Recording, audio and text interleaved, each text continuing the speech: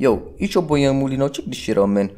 On the 26th February, a Norwegian team called Tromsø, which is located in the north of Norway, made a statement that reads, Tromsø thinks it's time for football to stop and take a few steps back. We should think about the purpose of football and why so many love our sport. That corruption, modern day slavery, and a high number of worker deaths are the fundament to our most important tournament, the World Cup, and it's totally unacceptable. Now, this statement was made regarding the situation in Qatar and the preparation for the World Cup that's been going down there, man. Now, a few weeks later, after this statement was made, 6 teams joined distraction as they demanded the Norwegian FA to boycott the FIFA World Cup 2022 in Qatar. This movement has been slowly getting some attention around Europe as well, and Germany, Denmark, and Netherlands are the latest countries to join the movement. Since Qatar won the election back in 2010, some grimy shit has been going down there. These motherfuckers, in order to build the stadiums in time, they've been wilding and violating people, y'all. Now, before we go to the facts and statistics, Muller and Goretzka have already spoken about this matter, and the legend himself, Thierry Henry, has challenged the big guns to come out and answer questions regarding this matter. He is challenging the footballer, the CEOs, the executive chairmen to come out and use their power and their voice to make a change. Because so far, money and greed have been talking the loudest in the football world, y'all. Toni Kroos has become the latest footballer as well to speak out against the human rights issues associated with the 2022 FIFA World Cup in Qatar. The German midfielder is one of the many stars throughout the world football to vocalize his concerns with the setting for the 2022 competition.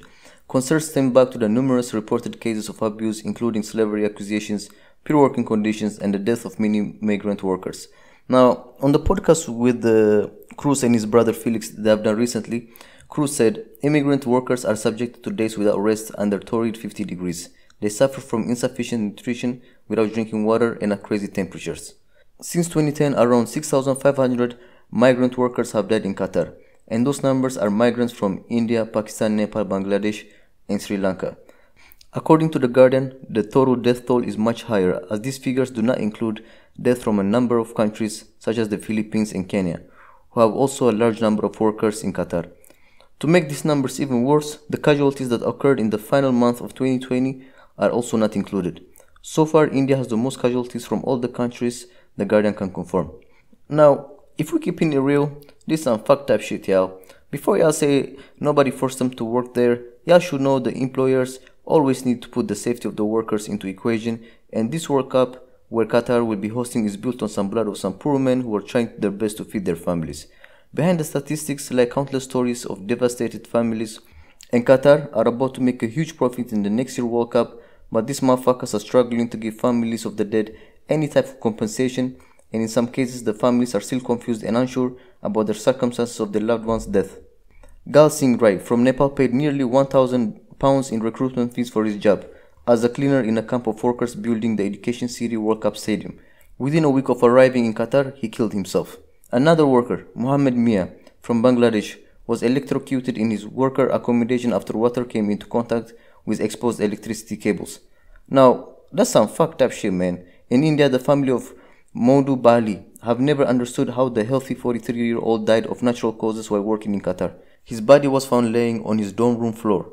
Bruh, there are at least 6,500 cases like this, and nobody's batting an eye, man. Bodies are dropping left and right, and the work is spinning out here like ain't shit happening, man. And FIFA haven't even bothered to inquire, because we all know when the Arab money is calling, other phone calls are on fly mode. Now, a Qatari official responded to the accusations and criticism by saying that all citizens and foreign nationals have access to free first-class healthcare, and that there have been a steady decline in the mortality rate among guest workers, to the health and safety reforms to the labor system. Now, the thing is, both Qatar and FIFA are at fault for this disastrous outcome, man. First and foremost, Qatar should have had more responsibility in taking care of their workers, but war on street is they don't give a fuck, man. And on the other side, FIFA is equally to blame as well, y'all. In the first 2 years, when there were reports about people dying to the working conditions, they should have looked into it, man. But since their pockets were getting satisfied by the Arab money, they chose to look the other way around. Sometimes it's sad to think where football has come to, man. When shit is going down the way it's going down, where on average 13 people have been dying every week due to the World Cup 2022 projects, is peak, y'all. These players who are crying about this shit now won't get to return the lives that were lost, man. But maybe they will lead to some kind of punishment or justice to be done against FIFA or the Qatari officials. Joshua Kimmich said they were 10 years late to boycott the World Cup, and the man has a good point, y'all. In response to all this shit, FIFA only response to CNN was it will not take any disciplinary action because they don't see the reason why not to at this moment in time.